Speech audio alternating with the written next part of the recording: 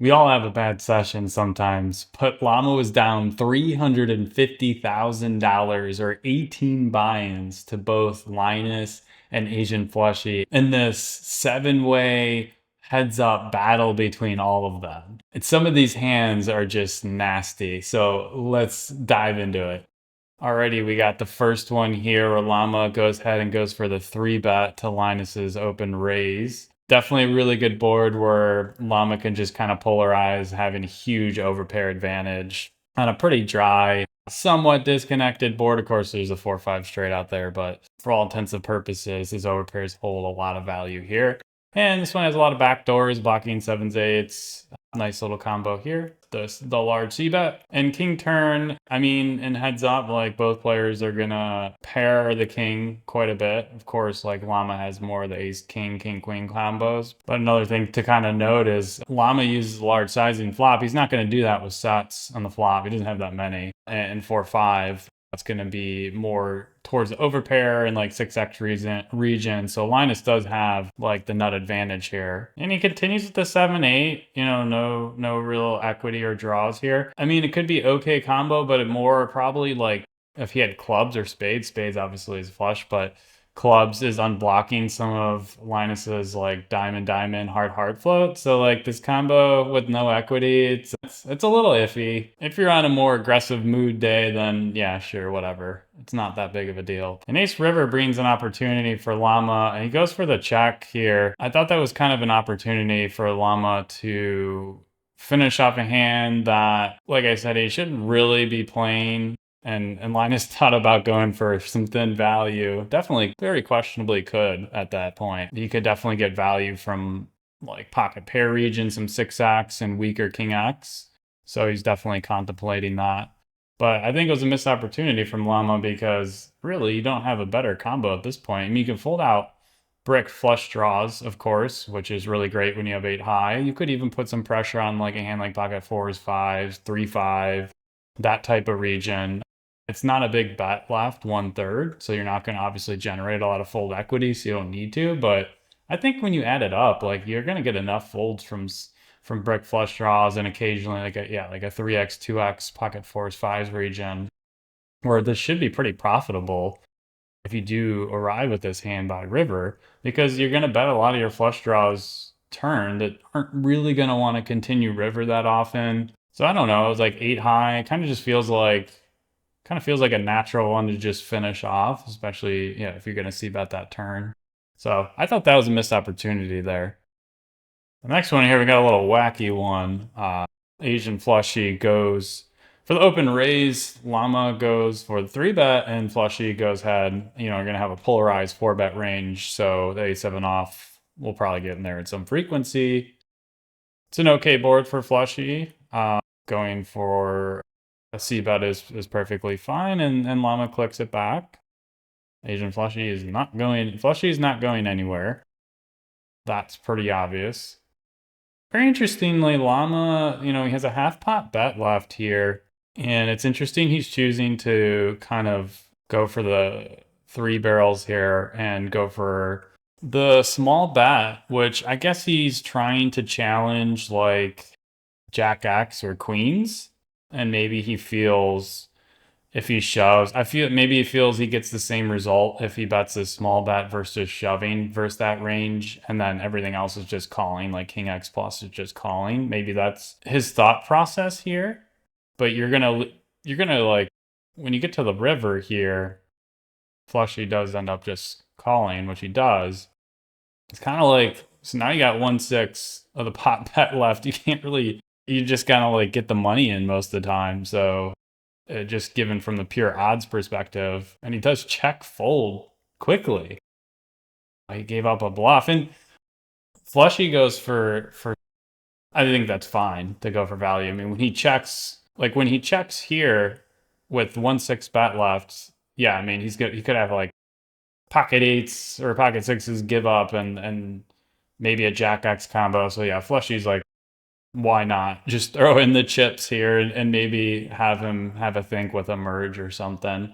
But I think SeaLama, like this is like a 0% chance in at least the mathematical world of theory, that Llama would not be putting the rest of his stack in here because the bet is so small that any value, of course, would just be getting in, whether they just shove or check all. Bluffs would just be finishing off. I mean, it's not out of the realm of possibility. Flushie, again, we're talking about a 1-6 bet, right? So, I mean, the expectation is like Flushie's going to be calling like 85-90% of the time. So that you're not, you know, he's going to be calling a lot, but 1 out of 10 times, maybe 1 out of 15. I don't know what the number is. Like he could have like queen 9 off with a queen of clubs. Maybe he just decides like he has jack 10 and he just decides there's no way I'm losing or no way I'm winning, excuse me. And he just goes ahead and folds maybe occasionally. I don't know. I think that's what the math kind of dictates here, like the theory. Why theory would never ever decide to just give up. And also maybe why theory doesn't go for the small bet turn. It doesn't want to even get in this situation. Or you just like want to finish things off here. And two, like a SeaLama did have like a merge, like let's just say sevens, and he merged. I mean, Flushie could occasionally have worse. Could occasionally have like a queen 2 suited or maybe fives with a club. You know, like again, we're talking small amount of combos, but again, the math dictates that you only need the small amount of combos to transpire. So I think this is a very oddball line to me to like just give up here. And I thought it all was structured on the turn, was kind of like a weird small bet, made this awkward stack size. And yeah, I don't know. It's very interesting play there. If you guys have been enjoying this video or just really the channel, if you're watching multiple videos and you haven't subscribed yet, please do. It really helps me out, helps me going, just helps the channel keep flowing through. So I would appreciate it. This next one's really cool. So they're 200 big blinds deep. Okay, so keep that in mind. Llama goes for the 3 bet because that's when you're playing deep stack, obviously that's going to change things quite a bit. And this board's pretty solid. Of course, like because now we're deep stack, it's not as exciting because the nuts from Linus, like 5-6, pocket 4-7s, things like that, even like 7-8, are just gonna erode some of the value of these overpairs that can't just get smash it in as they would like 100 big blinds effective. Now, this is fine, like going for an overbet. What I'm saying is it's just not as great of a situation in terms of like as we proceed turn river, right? So that's kind of the point here. Still, they hold tons of value. Like this line by Llama is fine. I don't know.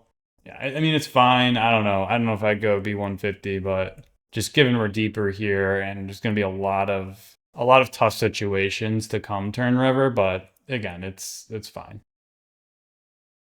Oops. Ooh, yuck. Yeah, that turn again.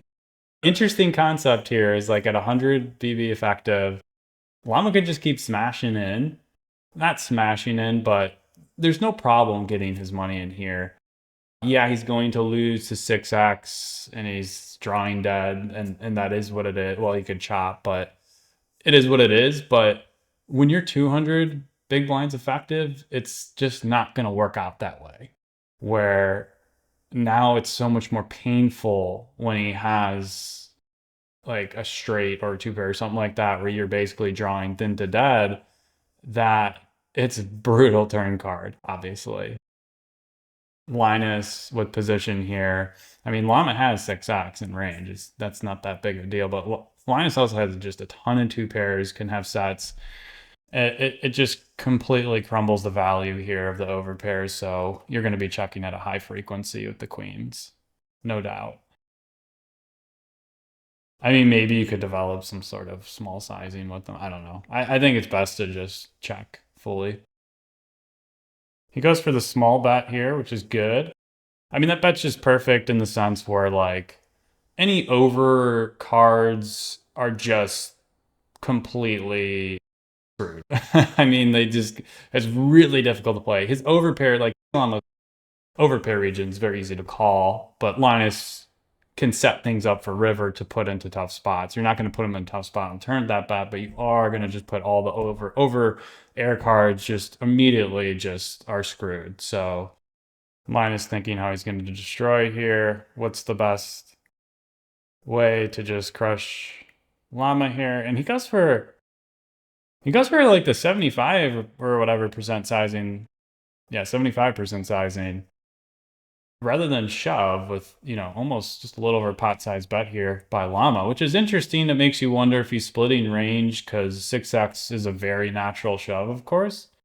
And maybe he's developing something else with like 2-pair and sets to target these overpairs, which is nice too for some of your certain bluffs that would like to, because like Llama should definitely be protecting this range with a lot of 6x because he wants to protect these overpairs and these 1-pair regions that are going to have difficult spots. River, if you never check call 6x on turn by Llama, especially an opponent like Linus, he will figure this out in good time and it will destroy. Because like if you only have overpairs here, your life is way too hard. So maybe from Linus's shoes, it's a fun way to kind of like, you can get some thinner value with the 2-pair set region. And then at the same time, you can shuffle some bluffs in that maybe aren't your best bluffs. And you can just go ahead and bet fold those when he does have the 6x, rather that's obviously completely inelastic at this point. So it's kind of cool. And from Llama shoes, very, very, very difficult situation. And he does go for the call, and Linus goes for the thin value. Well, it's not too thin, but especially for that sizing. But I don't blame Llama for the call here. I think this is a very difficult spot. There's definitely a lot of bluffs in Linus's range. He can have a lot of air, like 9-10 for sure, Jack 9. Even could have floated like a king queen, king jack type hand, and then went ahead and took this line. And I mean, it's even fair that he could turn in like a 4x hand or maybe a 5x hand into a bluff, depending, how he thinks his opponent will respond here. But yeah, there's definitely a lot of bluffs to choose from.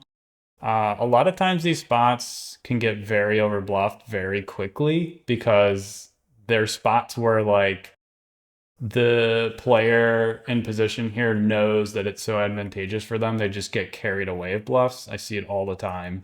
Obviously, this is 20K now, but humans are humans, and I think this happens all the time, and it's actually really easy to overbluff these spots. So, like, from Llama shoes, his hand's indifferent anyways. Having the diamond's great, blocking some of the floats on the flop. I don't blame the call at all, so it's an unfortunate situation. But this is one of the reasons that if he does choose this like B150 C-bet sizing, he's kind of set himself up. And this is one of the reasons I would think in a deep stack situation on a board like this, again, like not that big of a deal to go that large. I just personally wouldn't, just because you put yourself into a lot of difficult situations, turn river. Of course, this one is particular where the 5-2 roll off. Sometimes it could be like deuce deuce, deuce 4, or whatever, king X type, and it's not as big of a deal. But I think when you simulate all the frequencies and hands turn river cards, it's just, I feel like you're generally going to be putting yourself into a very difficult spot. Even if he like clicks back flop, like you're already, digging yourself a hole, I think. Okay, last one here, which is very interesting hand. And then we'll leave Llama alone and stop beating him up. It's just a bad session. Don't mean to be harsh.